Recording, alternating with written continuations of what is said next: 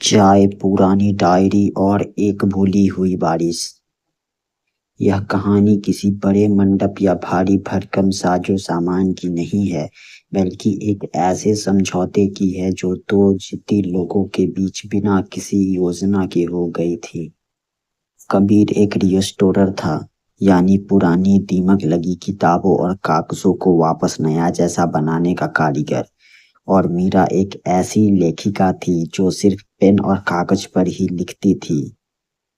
Laptop से उसे सख्त एलर्जी थी। दोनों की मुलाकात एक कबाड़ी की दुकान पर हुई थी, जहां कबीर एक पुरानी सदी की डायरी खरीदने गया था और मीरा उसके पन्नों पर अपनी अगली कहानी के लिए पुराने जमाने के खत ढूंढ रही थी।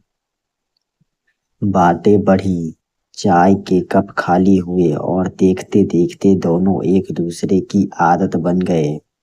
बात जब शादी तक पहुंची तो दोनों ने मिलकर एक अजीब सा फैसला लिया। दोनों के परिवार वाले पारंपरिक शादियों के पक्ष में थे, लेकिन कबीर और मीरा ने एक ऐसा रास्ता चुना जो आज से पहले किसी ने नहीं सोचा था। उन्होंने तय किया कि वे न तो कोई बाराती करेंगे और न कोई मेहमान बुलाएंगे और न ही कोई भारी भरकम रस्में होंगी। शादी की जगह तय हुई। कबीर की पुरानी मरम्मत की हुई वर्कशॉप, जहां चारों तरफ लकड़ी की खुशबू, पुरानी किताब के ढेर और बारिश की बूंदे की टप टप आवाज थी। बाहर मूसलाधार बारिश हो रही थी। वर्कशॉप के बीचों बीच एक पुरानी गोल मेज रखी थी, जिस पर किसी पारंपरिक हवन कुंड की जगह एक मिट्टी का बड़ा सा कुल्हड़ रखा था, जिसमें ढेर सारी चाय उबल रही थी। उस दिन न कबीर ने शेरवानी पहनी थी और न मीरा ने कोई भारी लाल जोड़ा। कबीर नीले रंग के मटमैले कुर्ते में था और मीरा ने अपनी नानी की दी हुई सूती मखमली साड़ी पहनी थी। शादी की रस्म के नाम पर उन्होंने एक नया तारीख निकाला। दोनों ने एक एक खाली डायरी ली और उस पर अपने हाथ से 7 ऐसे वादे लिखे जो आज तक किसी ने 7 फेरों में नहीं सुने होंगे। पहला वादा, हम कभी भी एक दूसरे की खामोश चुप को नजरअंदाज नहीं करेंगे। जब एक का दिल कुछ न कहने का हो तो दूसरा बिना सवाल पूछे चाय का कप थमा देगा। दूसरा वादा, घर की किसी भी दीवार पर रंग कौन सा होगा इस पर बहस हो सकती है, लेकिन बालकनी में पौधों को पानी देने की जिम्मेदारी हमेशा बराबर बांटी रहेंगी। तीसरा वादा, पुरानी किताबों, पुराने गानों और पुरानी यादों पर हमेशा दोनों का बराबर का अधिकार रहेगा। कोई किसी की पुरानी डायरी बिना पूछे नहीं पढ़ेगा, सिवाय आपातकालीन स्थिति के।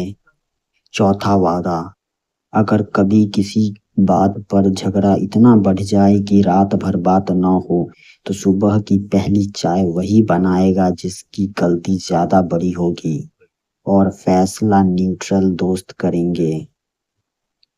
पांचवा वादा, जब भी जिंदगी बोरिंग लगने लगे, हम बिना बताए बोरिया बिस्तर समेटेंगे और किसी ऐसे छोटे गांव निकल जाएंगे जहां फोन का नेटवर्क ना आता हो।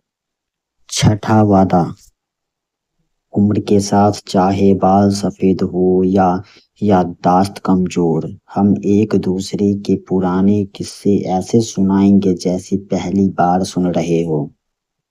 सातवां और आखिरी वादा, हम कभी भी एक दूसरे को बदलने की कोशिश नहीं करेंगे, जैसे हैं वैसे ही एक दूसरे की अधूरी कहानियों को पूरा करेंगे। सच्चे रिश्ते किसी पंडित के मंत्रों से नहीं, बल्कि एक दूसरे के साथ बैठकर पिए गए चाय के कप और बिना कहे समझी गई खामोशी से तय होती है। जब ये सातों वादे लिखे हुए पन्ने एक दूसरे को सौंप दिए गए तो कोई विदाई का रोना धोना नहीं हुआ। कबीर ने डायरी को अपनी शेल्फ पर सुरक्षित रखा। मीरा ने कबीर के हाथ में अपनी पेन थमाई और दोनों ने मिलकर उसे उबलते हुए कुल्हड़ से चाय की चुस्कियां ली। बाहर बारिश रुक चुकी थी और गीली मिट्टी की सोंधी खुशबू पूरे कमरे में फैल रही थी। बिना किसी सात फेरों के, बिना किसी शोर शराबे के, वे दोनों हमेशा के लिए एक दूसरे के हो चुके थे।